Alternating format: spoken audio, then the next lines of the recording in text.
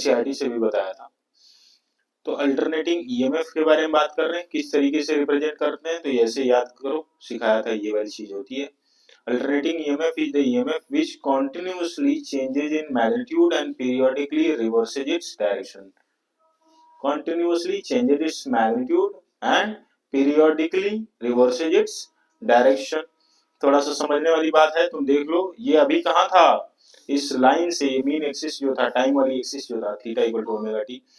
तो इस वाले में अगर मैं बात करता हूं तो इसमें तुमने देखा होगा कि अभी ये अप था और ये क्या हो गया, डाउन, फिर क्या हो गया अप, फिर क्या हो गया डाउन, और एक पर्टिकुलर टाइम पीरियड पे हो रहा है, समझ रहा है।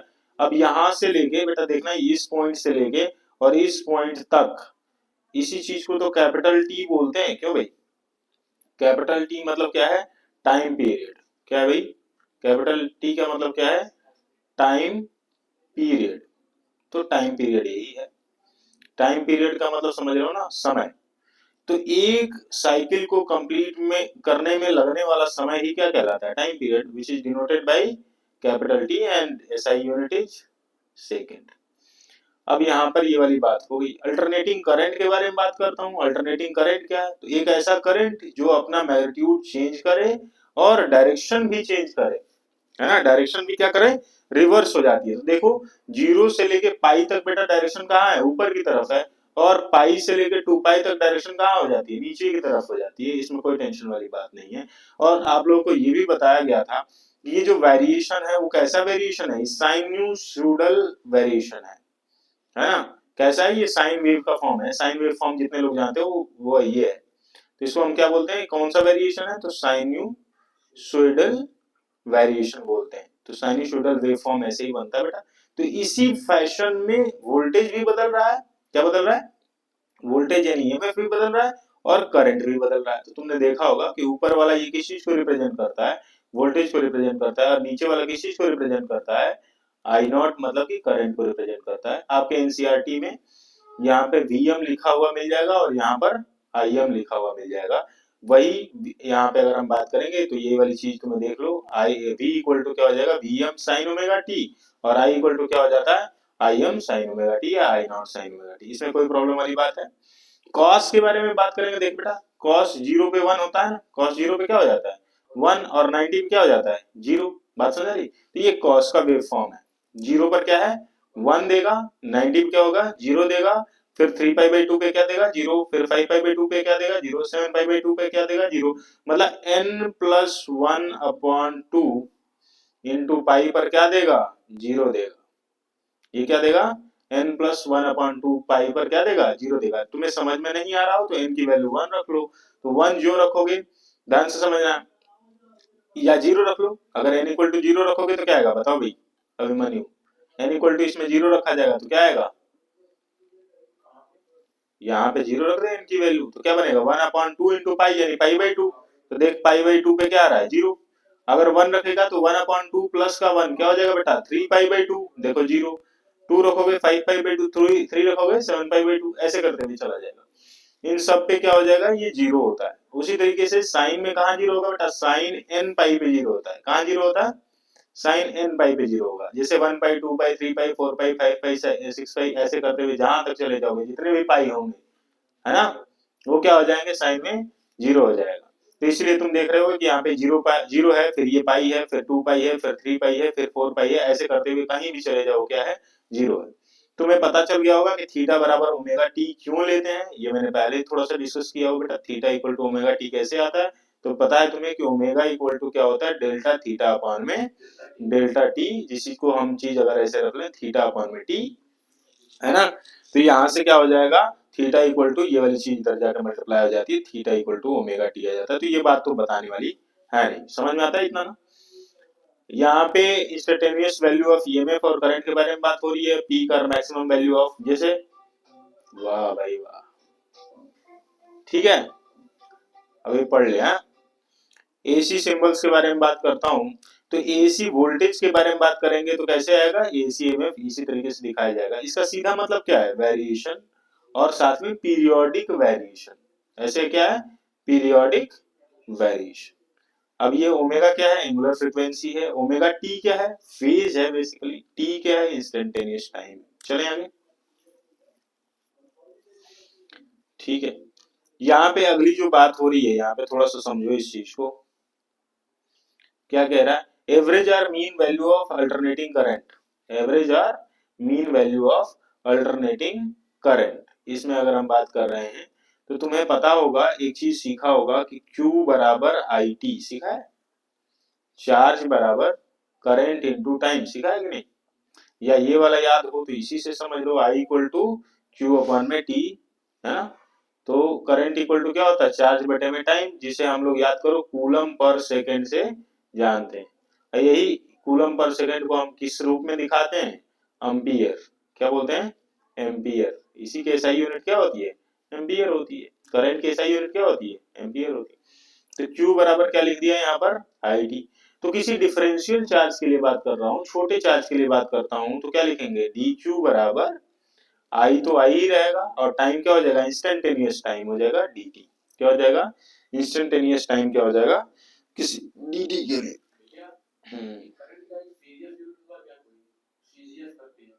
करंट का, करंट का सीजीएस यूनिट, करंट का सीजीएस यूनिट क्या है यार, आई एम्पियर ही होता है, एसआई यूनिट अगर हम बात करें, सीजीएस यूनिट बात करोगे तो कूलम पर सेकंड लिख लेना, और क्या, ठीक है, देख लेंगे, हालांकि सीजीएस यूनिट यही होता है।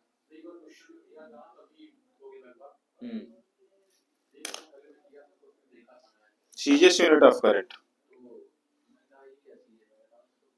नहीं नहीं हटाना नहीं, समझ लेना बेटा, किसी चीज को क्यों ही हटाना।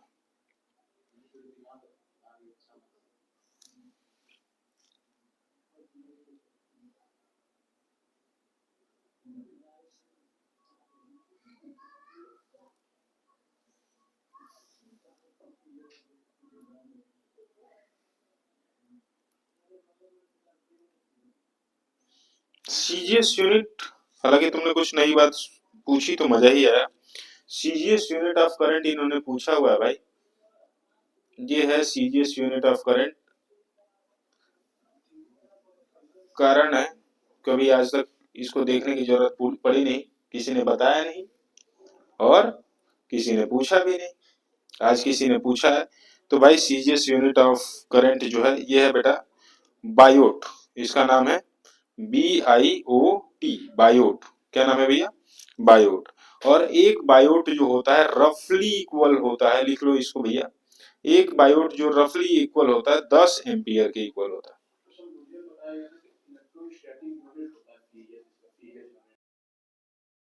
इलेक्ट्रिक यूनिट जो ईएसयू है ना, ये इलेक्ट्रिकल चार्ज का है, करंट का नहीं जी।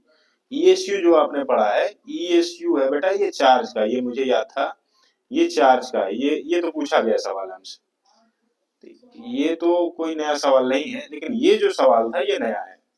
सीजीएस यूनिट ऑफ करंट क्या है, बायोट है, और एक बायोट रफली कितने बराबर होता है, 10 एम्पियर के। बेटा ईएसयू जो है ना, याद रखना, ये इलेक्ट्रिकल चार्ज का है, हाँ, इलेक्ट्रिकल चार्ज का सीजीएस यूनिट। और एसआई यूनिट तुम्हें पता है ये कूलम होता है, एसआई यूनिट क्या होता है, कूलम।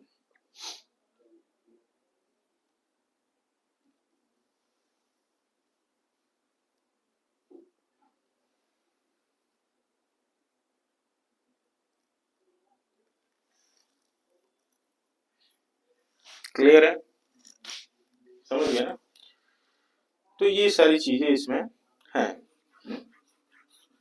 कुछ और बातों के बारे में बात की जाए, सबसे पहले नहीं करनी, अब Q बराबर यहाँ पर हो रहा है, हम लोगों ने आई नॉट को कॉमन ले लिया है, साइन ओमेगा टी को जब डिफरेंशिएट करेंगे तो साइन का इंटीग्रेशन माइनस का कॉस ओमेगा टी, और ओमेगा टी का डिफरेंशिएशन होता है ओमेगा, ये रख लेंगे बेटा, कोई प्रॉब्लम नहीं है, 0 से t/2 चले जाएंगे, ठीक है। अब आगे जो है ये देखो, आई नॉट अपान में ओमेगा को हम बाहर निकाल लेते हैं, या माइनस का आई नॉट अपान में ओमेगा को हम बाहर निकाल लेते हैं, क्या कर लेते हैं, माइनस का आई नॉट अपान में ओमेगा को बाहर निकाल लेते हैं, ये पूरा माइनस हमने बाहर निकाल लिया। अब उसके बाद क्या बचेगा हमारे पास, कॉस ओमेगा टी, तो कॉस, अब ध्यान से समझना है, ओमेगा इक्वल टू होता है 2 पाई एफ, बेटा 2 पाई एफ, और एफ की जगह पर क्या होता है 1/t, पता है ना, फ्रीक्वेंसी इक्वल टू 1/टाइम पीरियड होता है, तो 2 पाई अपान में टी लिख सकते हैं, हाँ कि ना। तो ओमेगा इक्वल टू क्या लिखते हैं, 2 पाई अपॉन में टी, ठीक है, कैपिटल टी। अब यहाँ पे स्मॉल जो टी है उसमें ये लिमिट प्लेस होगी, ये अपर लिमिट क्या होगी, स्मॉल टी की जगह पे आएगी, तो बेटा यहाँ पर क्या मल्टीप्लाई हो जाएगा, टी अपॉन में 2। क्लियर है। अपर लिमिट माइनस का क्या होता है, लोअर लिमिट। अब माइनस का लोअर लिमिट जब करोगे बेटा तो क्या हो जाएगा, कॉस, अब ये ओमेगा टी है, अब टी की जगह पे जीरो पुट करोगे तो ये ओमेगा भी तो उसके साथ मल्टीप्लाई होकर जीरो हो जाएगा ना, तो क्या बनेगा, कॉस जीरो। अब संतुष्ट हो के नहीं हो, ये पूरी कहानी है, इसको नोट करेंगे एकदम। तो यहाँ से क्या हो जाएगा, माइनस का आई नॉट अपॉन में ओमेगा, ध्यान से देखो पहले, और यहाँ से माइनस का आई नॉट अपॉन में ओमेगा, बेटा यहाँ से टी टी क्या हो जाएगा, आपस में कैंसिल होगा कि नहीं होगा, और यहाँ से टू टू भी आपस में कैंसिल हो जाएगा, और cos फाई की वैल्यू क्या होती है, -1, और यहाँ पे माइनस का cos जीरो की वैल्यू क्या होती है, 1। तो हमने देखा कि -2 हो गया, -2 इंटू माइनस, ये भी तो माइनस है, तो क्या बन जाएगा, 2 आई नॉट अपॉन में क्या बनेगा, ओमेगा। अब बच्चा 2 आई नॉट अपॉन में ओमेगा, जो ये वाला पार्ट है, एक तो इस तरीके से भी न्यूमेरिकल आ जाएगा डायरेक्टली, इससे चार्ज निकाल लोगे, Q equal to 2 I naught upon में ओमेगा। दूसरा क्या कर सकते हो इस चीज को, 2 आई नॉट ओमेगा की जगह पे क्या लिखते हो, 2 पाई एफ, ओमेगा की जगह पे क्या लिखते हो, 2 पाई एफ, तो यहां से 2 2 कैंसिल, और एफ की जगह पे क्या लिखते हो, बोलो बोलो, 1/t, बहुत अच्छे। तो क्या हो जाएगा, आई नॉट अपॉन में पाई इंटू 1 अपॉन में टी हो जाएगा, तो ये टी कहाँ चला जाएगा, ऊपर, तो यहां से क्या आएगा, आई नॉट टी अपॉन में पाई, क्या आएगा, आई नॉट टी अपॉन में पाई। तुम्हें समझ में आ रहा है तीसरा एक्सप्रेशन कहां से है, तो ये दोनों पहले नोट करेंगे बहुत प्यार से। चलो, अपॉन में पाई यहां तक सीख लिए। अच्छा, average value of, mean value of AC जो हम लोग निकाल रहे हैं, मीन वैल्यू ऑफ एसी का मतलब समझते हो, यहाँ से करंट इक्वल टू क्या होता है, चार्ज बटे में टाइम, करंट इक्वल टू क्या होता है, बोलो बोलो, चार्ज अपॉन में टाइम। अब मीन वैल्यू अगर तुमको निकालनी है, ध्यान से देखना, मैंने जो ये गंदगी मचाई है मैं हटाता हूँ इसको,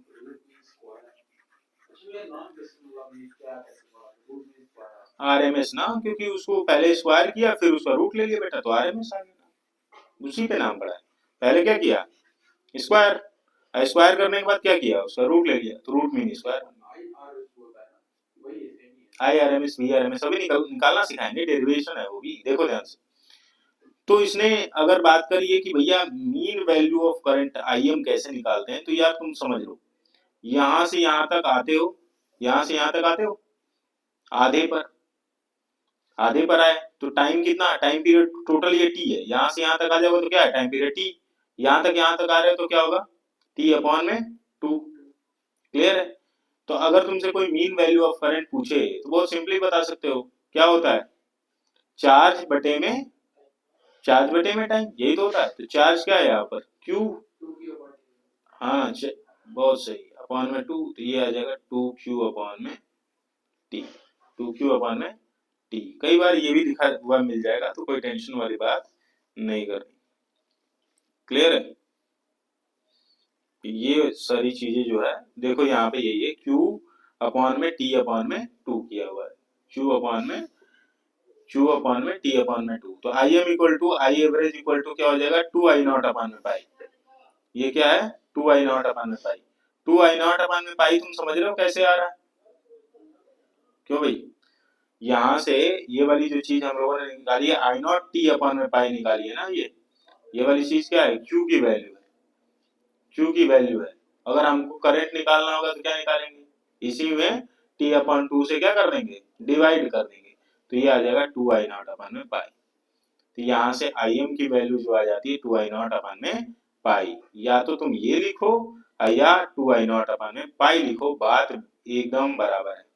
2 I नॉट अपॉन में पाई को सॉल्व करना बहुत आसान है, कैसे सॉल्व करते हैं थोड़ा सा देख लो, ये डेरिवेशन आ सकता है कैसे, 63.70% ऑफ मैक्सिमम करंट का जो मीन वैल्यू ऑफ करंट जो होता है वो कितना होता है, 63.70% होता है, किसके, मैक्सिमम करंट के। तो कैसे आएगा, तो 2 अपॉन में पाई की जब वैल्यू निकालोगे तो बेटा ये आता है 0.637, कितना आता है करके देख लेना, 2 अपॉन में 3.14 जब करोगे तो यही वैल्यू आ जाती है 0.637, और ये आई नॉट क्या है तुम्हें पता है, मैक्सिमम वैल्यू ऑफ करंट है। आई एम क्या है, mean value of current. I am को ही क्या बोलते हैं, एवरेज वैल्यू ऑफ करंट। तो एवरेज वैल्यू ऑफ करंट हो या एवरेज वैल्यू ऑफ ईएमएफ हो, जैसे तुमसे बोला जाए वी मीन या V average, average value of voltage हो या एवरेज वैल्यू ऑफ करंट हो, क्या हो जाएगा 0.637 into B maximum. Maximum value of current का 63.7% जो होता है वो क्या हो जाएगा, मीन वैल्यू ऑफ करंट या एवरेज वैल्यू ऑफ करंट हो जाएगा। उसी तरीके से करंट के संबंध में बोलेंगे तो क्या बोलेंगे, ये तो देखो ये वोल्टेज था ना, ईएमएफ था, इसमें अगर तुमको मीन ईएमएफ निकालना होगा तो क्या बोलोगे, मीन ईएमएफ क्या होगा, वो होगा 63.7% किस चीज का, मैक्सिमम वोल्टेज का, क्या होगा वी मैक्स का। मैक्सिमम जो वोल्टेज होगा उसका 63.7% या 0.637 ले लेंगे तो क्या हो जाएगा, 0.637 ले लेंगे तो क्या आ जाएगा, मीन ईएमएफ। बार बार इसलिए बोल रहा हूँ बेटा, अभी पूछूंगा डेरिवेशन, तुम समझ रहे हो, जो तुम सुन नहीं रहे हो मैं समझ रहा हूँ बहुत अच्छे से। अगर मैं तुमसे मीन वैल्यू ऑफ वोल्टेज पूछता हूँ या मीन वैल्यू ऑफ करंट पूछता हूँ, बेटा ध्यान देना, मीन वैल्यू ऑफ करंट पूछता हूँ तो तुम कहोगे भैया 0.637 into maximum value of current का मल्टीप्लाई करना। मैक्सिमम वैल्यू ऑफ करंट में कितना मल्टीप्लाई करोगे, सही बात है। तुमको mean they average they confuse मत हो जाना। ये बात, ये स्लाइड समझ में आ गई कैसे आया, किस तरीके से डिराइव हुआ, चलेंगे आगे। नोट कर, डेरिवेशन फिर से कराना पड़ेगा, वो कर लिया, ये वाला करो फिर, डेरिवेशन फिर से कराना पड़ेगा तो बोलो मैं करा दूं फिर से। 6.637 कहां से है तुम समझ रहे हो ना, 2/π की वैल्यू, नोट करेंगे इसको।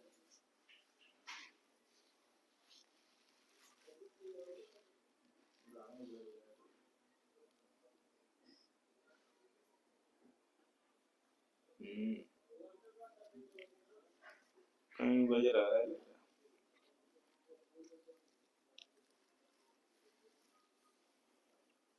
समझ गया ना ये बात। अब यहाँ पे कह रहा है एवरेज और mean value of alternating current और EMF over the cycle is positive and negative, so the value get cancelled. समझ रहे ना, एवरेज वैल्यू इसका क्या आ रहा है, पॉजिटिव आ रहा है, पॉजिटिव का क्या आ रहा है, प्लस का 2i0 अपान में पाई। और वही चीज अब प्रिंसिपल एक्सिस से नीचे, प्रिंसिपल एक्सिस बोल रहा हूँ, इस लाइन के नीचे मीन एक्सिस के नीचे चला जाएगा तो क्या आएगा, माइनस का 2i0 अपान में पाई। आपस में क्या हो जाएंगे, कटम कुटा हो जाएंगे। अगर पूरा एवरेज देखेगा ओवर द साइकिल तो 0 हो जाता है। चले, नहीं समझ आ रहा क्या, अरे भैया इधर देख लो, मैं बस इतना कह रहा हूं, तुमने अभी देखा कि यहां से यहां तक का एवरेज क्या आया। अगर वोल्टेज के टर्म्स में पूछूं तो कितना बताओगे, तो तुम्हें बताओगे 2 2i0 अपान में पाई था ना, तो 2v0 अपान में पाई हो जाएगा। क्या हो जाएगा, 2v0 अपान में पाई। v0 क्या है, मैक्सिमम करंट, v0 क्या है, मैक्सिमम करंट। तो ये प्लस का होगा ना बेटा, यहाँ पे क्या होगा, ऊपर क्या होगा प्लस का, नीचे जब जाओगे तो ये बताओ यहाँ पे क्या होगा, इस वाले में तो यही चीज क्या आ जाएगी, माइनस का 2v0 अपान में पाई आ जाएगी। समझ गए। तो अगर तुमसे कोई पूछ दे कि भाई इस पूरे साइकिल के दौरान 0 से लेके पाई तक एवरेज वैल्यू क्या होगी, net average value of voltage क्या होगी, तो ये प्लस वाला और ये क्या है माइनस वाला, तो आपस में क्या हो जाएंगे, कैंसिल। तो इसीलिए average value of voltage or current है ना, ओवर द फुल साइकिल क्या हो जाता है, 0 हो जाएगा। क्लियर, ठीक है जी। यहाँ पे अब आ जाते हैं रूट मीन स्क्वायर पर, ये बड़ी तगड़ी चीज है भाई, रूट मीन स्क्वायर। ठीक है, नहीं अरे अभी लिखा था, root mean square or virtual or effective value of alternating current. कुछ भी पूछे वही समझना, वी आर एम एस हो या वर्चुअल वैल्यू ऑफ पूछे वोल्टेज और करंट या effective value of alternating current, बोले एक ही चीज है। रूट मीन स्क्वायर जो है अल्टरनेटिंग करंट का स्टेडी करंट होता है, it produce the same heat in given resistance in a given time as it is produced by given alternating current in same resistance in same time। Basically joules law of heating तुम लोगों ने देखा होगा तो joules law of heating क्या कहता है बेटा, आई स्क्वायर आर टी, सीखा है, H equal to I square R T, इसी को क्या बोलते हैं, जूल्स लॉ ऑफ हीटिंग, क्या बोलते हैं, जूल्स लॉ ऑफ हीटिंग, ठीक है ना।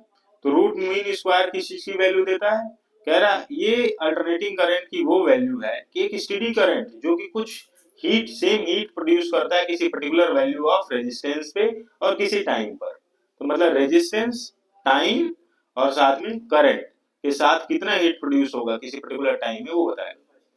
तो डी एच इक्वल टू क्या हो गया, आई स्क्वायर आर टी, बात समझ में आ रही, D H equal to I square R T. अब इसमें वेरिएबल क्या है, तो हीट और साथ में टाइम, ठीक है ना। तो डी एच कर दिया, इसको क्या कर दिया, डी टी कर दिया। अब तुम्हें पता आई इक्वल टू क्या होता है, आई नॉट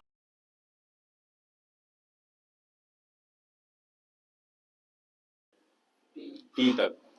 अब यहाँ से थोड़ा सा समझने वाली बात ये है कि ये डायरेक्टली यहाँ से आफ्टर इंटीग्रेशन ये बता दिया कि ओमेगा को 2 पाई बाई टी से रिप्लेस किया हुआ है, ओमेगा को किससे रिप्लेस किया है, 2 पाई बाई टी से। अच्छा ये बताओ साइन स्क्वायर टी का, भैया इधर साइन स्क्वायर टी का इंटीग्रेशन तुम तो पूरा कर डाले हो ना इंटीग्रेशन, कुछ तो किए हो, कुछ किए हो, जल्दी बताएंगे।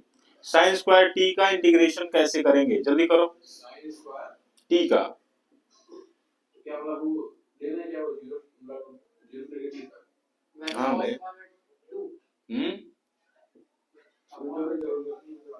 करो करो करो जल्दी से करो, जिसको जिसको आता है करे जल्दी से। ये क्या हो जाएगा, आई नॉट स्क्वायर आर तो बाहर चला जाएगा, समझ रहे हो ना। इंटीग्रेशन किसका करना है, sine square omega T D T, जल्दी से करेंगे बेटा। और लिमिट लगाना है, लिमिट तो बाद में लगा देंगे, चलो पहले इंटीग्रेशन करो, इंटीग्रेशन करेंगे।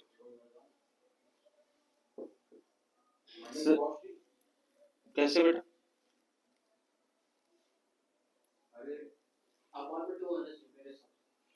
तुम लोगों को एक चीज सिखाई गई थी, याद आ रहा है, cos 2 ओमेगा टी का फार्मूला सिखाया था मैंने, या cos 2x का फार्मूला सिखाया था, याद आ रहा है कुछ, मैंने कहा था cos 2x का फार्मूला बहुत होता है इसलिए इसको याद रखा जाए। तो क्या होता है, कौन कौन सा फार्मूला होता है बता दे, एक होता है 2 cos स्क्वायर x माइनस 1, एक क्या होता है 2 cos स्क्वायर x माइनस 1, एक क्या होता है बेटा, अगला वाला देख, cos 2x का दूसरा फार्मूला क्या होता है 1 माइनस 2 साइन स्क्वायर x, याद आ रहा है। तो यहां से इस चीज को अगर इधर ले जाया जाएगा तो ये आएगा 2, सॉरी इस चीज को इधर ले जाएगा तो 2 sine square x equal to 1 minus cos 2x आएगा, ठीक है बेटा। तो यहाँ से साइन स्क्वायर एक्स बराबर क्या आएगा, तो sine square x equal to आएगा 1 माइनस कॉस 2x अपॉन में 2, ध्यान देना ये निकलता है फार्मूला, क्या निकलता है 1 माइनस कॉस 2x अपॉन में 2, ध्यान से देखेंगे इधर, छोड़ दो भाई, यहाँ पे देखो बेटा, ध्यान दो, छोड़ो कोई बात नहीं, कर लिया, आता है तो कुछ किया, अच्छी बात है। यहाँ देखेंगे 0 से t तक गए और यहाँ पे क्या लिखा बेटा 1 माइनस कॉस 2x अपॉन में 2, समझ गए। अब इसका डिफरेंशिएशन करना है, अब x तो है नहीं यहाँ पर, तो x की जगह पे क्या है ओमेगा टी ना, क्या लिखना पड़ेगा cos 2 ओमेगा टी अपॉन में 2। तो यहाँ से क्या बनेगा, एक तो बनेगा, ध्यान से देखना है यहाँ पे, ये बनेगा आई नॉट स्क्वायर आर तो रहेगा ही रहेगा, और 1 अपॉन 2 का इंटीग्रेशन अगर करूंगा और dt के साथ है तो क्या आना चाहिए, 1 का इंटीग्रेशन क्या होता है x हो जाता है, तो 1 अपॉन 2 का इंटीग्रेशन अगर मैं करता हूं तो क्या हो जाना चाहिए, t अपॉन 2 हो जाना चाहिए, हो जाना चाहिए कि नहीं हो जाना चाहिए, 1 का तो t ही बन जाएगा बेटा, ठीक है। फिर उसके बाद माइनस का cos 2 ओमेगा टी, अच्छा बताएगा cos 2 ओमेगा टी का इंटीग्रेशन क्या होगा, cos का इंटीग्रेशन क्या होता है, तो यानी कि सीधे सीधे लिख देंगे साइन 2 ओमेगा टी, सॉरी क्या लिखेंगे साइन 2 ओमेगा टी अपॉन में 2 तो है ही, और ये 2 ओमेगा टी का डिफरेंशिएशन क्या होगा, 2 ओमेगा टी का डिफरेंशिएशन, बोल बोल बोल, 2 ओमेगा टी का डिफरेंशिएशन क्या होगा, 2 ओमेगा क्या होगा 2 ओमेगा। अब लिमिट रखना है इसमें, 0 से t की लिमिट रखते हैं, अब यहाँ तो पहले से ही तुम देख रहे हो टी है, कुछ करना ही नहीं है यहाँ पर, तो छोड़ ही दो। आई नॉट स्क्वायर आर तो ठीक है, और ये टी बाई टू तो पहले से ही है, तो कोई बात ही नहीं, खत्म करो। माइनस का ध्यान देंगे, माइनस का क्या हो जाएगा, अब यहाँ पे जो स्मॉल टी है किस चीज में बदल जाएगा, कैपिटल टी में। तो बेटा यहाँ पे देखो 2 × 2 कितना हो जाएगा 4, 4 ओमेगा, यहाँ पे तो ये बन गया, तो 4 ओमेगा का मतलब क्या हो जाएगा 4 पाई अपॉन में टी, क्या बनेगा 4 पाई अपॉन में टी, यानी कि टी कहाँ चला गया ऊपर। फिर उसके बाद यहाँ पे देखेंगे ये वाली चीज क्या आएगी साइन, और यहाँ पर किसी और कलर से लिखना पड़ेगा, यहाँ पर क्या आएगा बेटा, यहाँ तो साइन मैं इधर लिख रहा हूँ, ठीक है, साइन के बाद वाला इधर लिखता हूँ, नहीं कुछ और कलर ले सकते हैं, चलेगा इस पे। तो ये वाली चीज क्या हो जाएगी, अब साइन दिया हुआ, उसके बाद क्या दिया हुआ 2 पाई, ठीक है, 2 पाई के बाद कैपिटल टी में बदल जाएगा ना, ये तो ये क्या बन जाएगा कैपिटल टी। कैपिटल टी की वैल्यू बताइए क्या होगा,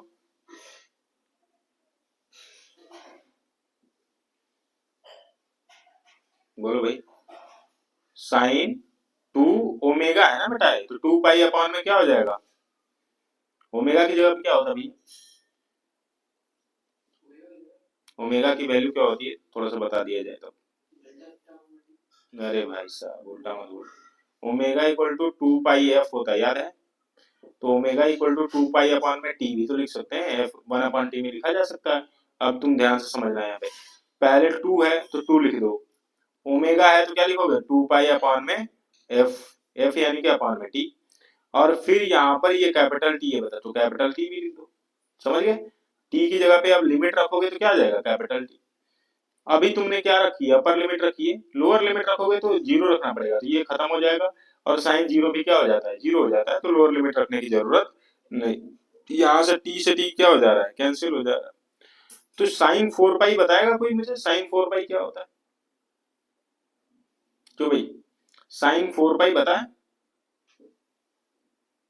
बताया कुछ, अरे चेरकुटो, यहाँ पे तुम लोगों को कितनी बार सिखा रहा हूँ समझ नहीं पा रहा।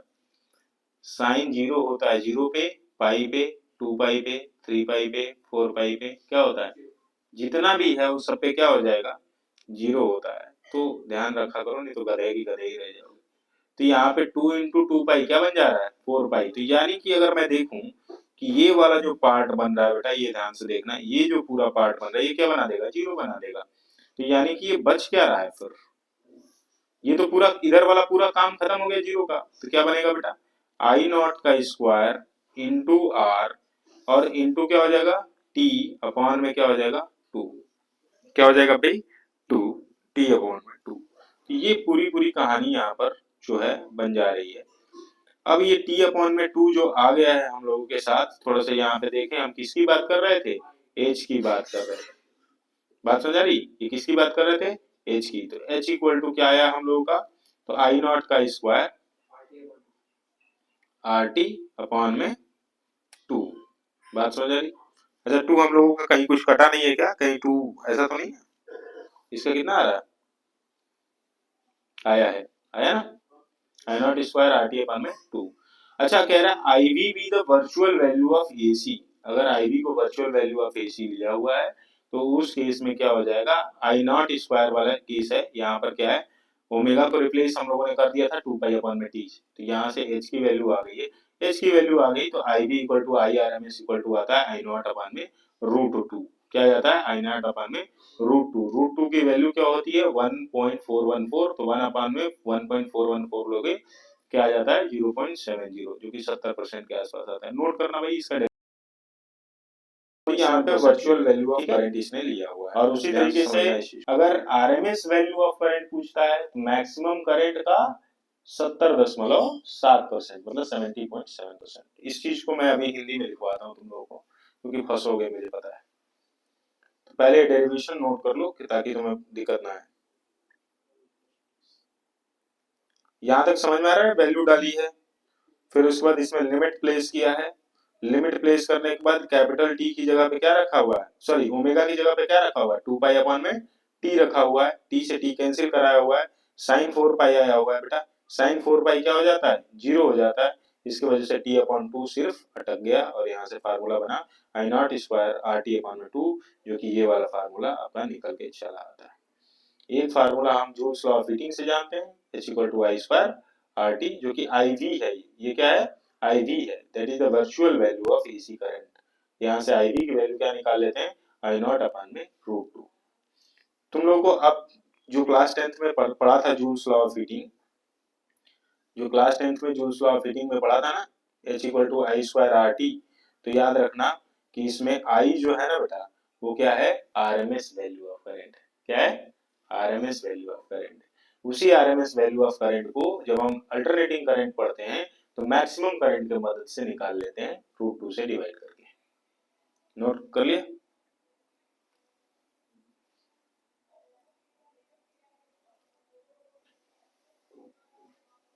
कोई problem? चुभी root mean square value of alternating current or EMF can be calculated over any period of cycle since it is based on heat energy produced। कितने भी साइकिल के लिए, समझ रहे हो ना? 2 साइकिल, 3 साइकिल, 5 साइकिल, कितने भी साइकिल, कितना भी, जैसे जैसे टाइम बढ़ाते जाओगे वैसे वैसे क्या हो जाएगी? हीट एनर्जी कैलकुलेट होती चली जाएगी। तो यहाँ पर इसी चीज को समराइज किया गया है, एक बार आप लोग ध्यान से देखो बेटा। अब ये समराइज कर रहा है, कह रहा है relative values off peak, virtual and mean value of alternating EMF. ठीक है, तो जब कभी भी मीन दिया हो बेटा, ध्यान देना, मीन दिया हो या एवरेज दिया हो, तो उस समय ध्यान रखना है कि जो मैक्सिमम वैल्यू ऑफ वोल्टेज होगा या करंट होगा उसमें उसका कितना लेना? 63.70% या 0.637। अगर वर्चुअल दिया हो, ध्यान देना, क्या दिया हो? वर्चुअल दिया हो या आरएमएस वैल्यू ऑफ करंट दिया हो, तो ध्यान रखना बेटा, या इफेक्टिव करंट दिया हो या इफेक्टिव वोल्टेज दिया हो, तो उस समय कितना लेना है? 70.7% ऑफ मैक्सिमम। वोल्टेज पूछ रहा है तो वोल्टेज, या करंट पूछ रहा है तो करंट। क्लियर है? ठीक है, यहाँ पे कह रहा है the given value of alternating EMF and current are virtual value unless otherwise specified. जैसे 230 वोल्ट एसी दिया हुआ है, ध्यान देना, जैसे तुम लोग कहते हो ना कि वोल्टेज कितना आ रहा है, तुम लोग पूछते हो कि भैया इलेक्ट्रीशियन महोदय वोल्टेज कितना आ रहा है, तो कहते हैं भैया 230 वोल्ट आ रहा है, भैया 240 वोल्ट आ रहा है। तो 240 वोल्ट क्या है? वीआरएमएस की वैल्यू बता रहा है। आज तुम लोग को ये बात समझ में आई होगी कि वो वोल्टेज का रूट मीन स्क्वायर वैल्यू होता है। ठीक है? ठीक है, उसी तरीके से एसी एमीटर और एसी वोल्ट मीटर वो क्या रीड करते हैं? RMS value of alternating voltage और करंट। क्लियर है? याद रहेगा, जब कभी भी एमीटर या वोल्टमीटर जो वैल्यू नापते हैं बेटा, वो क्या? आरएमएस वैल्यू होती है। इससे पहले जरूरत नहीं पड़ी तो बताई नहीं गई होगी आप लोगों को, वो आरएमएस वैल्यू को मेजर करते हैं। They are called as hot wire meter, उनको क्या बोलते हैं? हॉट वायर मीटर बोलते हैं। The scale of DC meter is linearly graduated, whereas the scale of AC meter is not evenly graduated because of H is directly proportional to क्या होता है? I square। H क्या होता है यहाँ पे? I square RT होता है ना, इसलिए। तो आप लोगों से एमसीक्यू में पूछेगा, बात समझ आ रही, कि जो वोल्ट मीटर है या एम मीटर है वो कौन सी वैल्यू को नापता है? ऐसे चार चार चीजें दे देगा तुमको।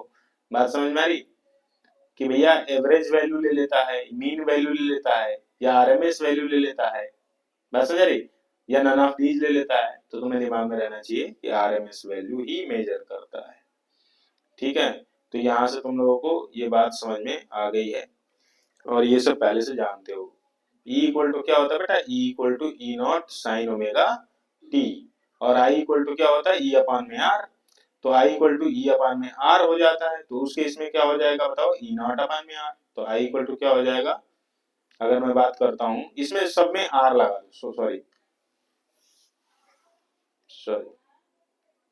इस पूरे इक्वेशन में क्या कर दो? R को डिवाइड कर दो। तो R को डिवाइड करोगे तो V अपान में R I हो जाता है, उस तरीके से EMF अपान में R क्या हो जाएगा? I हो जाएगा। E नॉट अपान में R क्या हो जाएगा? I not sine omega t. तो ये कहानी तुम लोग पहले से जानते हो। तो EMF और करंट जब सेम फेज में होते हैं तो किस तरीके से चलते हैं, देख रहे हो? इसका मैक्सिमम बना तो इसका भी, मतलब करंट का मैक्सिमम किसके साथ सिंक कर रहा है? ईएमएफ के मैक्सिमम के साथ, है ना? तो इसको हम क्या बोल रहे हैं? करंट और वोल्टेज दोनों क्या है? सेम फेज में चल रहे हैं बेटा। सेम फेज और फेजर डायग्राम की क्लास अगले में करेंगे, देख लो ध्यान से। इसमें क्या दिखाई दे रहा है कि दोनों एक ही एरो पर है ना, दोनों का एंगल क्या है? सेम है, ओमेगा टी ही एंगल है। देखा है उसमें इसमें भी अगर हम बात करते हैं तो आई इक्वल टू क्या लिखते हैं, I equal to I not sine omega T ही लिखते हैं, है ना। और v इक्वल टू क्या लिखते हैं, v not sine omega T ही लिखते हैं। तो इस तरीके से एक बात क्लियर हो रही है कि इन दोनों का एंगल या फेज क्या है। ओमेगा टी बेसिकली किस चीज को रिप्रेजेंट करता है, कोई बताएगा। ओमेगा टी बेटा फेज को रिप्रेजेंट करता है, किसको रिप्रेजेंट करता है, फेज को। अब दोनों ही केसेस में फेज सेम है, इसलिए तुम देख रहे हो कि दोनों का मैक्सिमम एक साथ है, जो दोनों क्रेस्ट एक साथ बना रहे हैं, दोनों ट्रफ एक साथ बना रहे हैं, इस तरीके से क्या है, ये फेज में चल रहा है। ठीक है, तो आज के लिए इतना ही, मिलेंगे कल। ठीक है, कल तो 1 जनवरी है, तो 1 जनवरी की हार्दिक शुभकामनाएं आप लोगों को। कहीं घूमने का प्लान है क्या।